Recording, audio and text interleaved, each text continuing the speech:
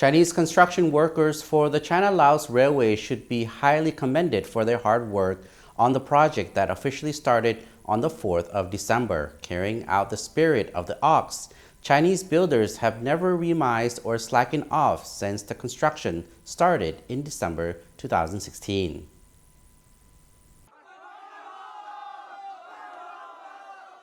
The railway, as a landmark construction project under the framework of the China Proposed Belt and Road Initiative, or BRI, and a witness of the bilateral friendship, passes through 167 tunnels.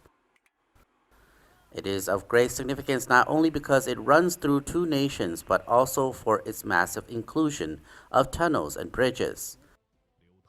The rail extends through China's southwestern Yunnan province, filled with mountains and valleys, which naturally are not ideal for railway lines. In fact, more than 80% of the rails on the Chinese side are laid in tunnels and on bridges.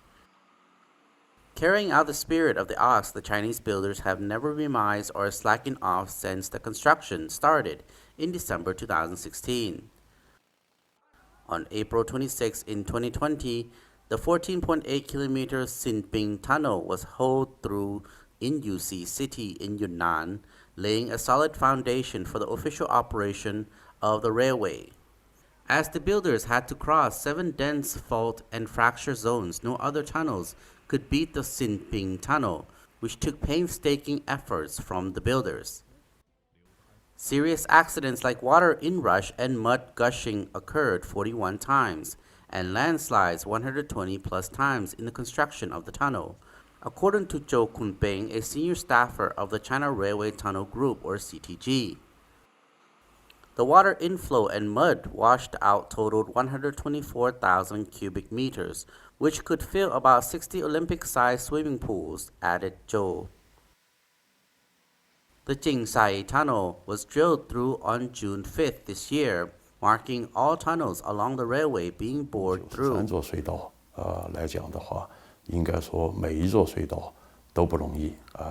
builder said it was common for those to work in 3 shifts underground, where the temperatures were as high as 40 degrees Celsius and humidity reaching 90%. To ensure the timely completion of the important railway, most workers have stuck to their posts instead of having family get-together during important festivals such as Spring Festival.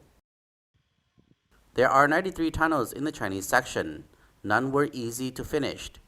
All of us showed a positive outlook, though, and we also adopted some targeted techniques, thus helping us gather more experience for the future of similar railway construction projects in the southwest region, said Liu Yijiu, commander of the Diannan Railway Construction Headquarters under the China Railway Group Limited.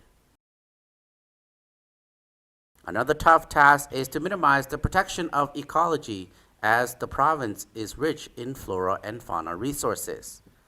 Designers had carried out a large quantity of investigation and evaluation, and taking into consideration avoiding migration routes of wild elephants.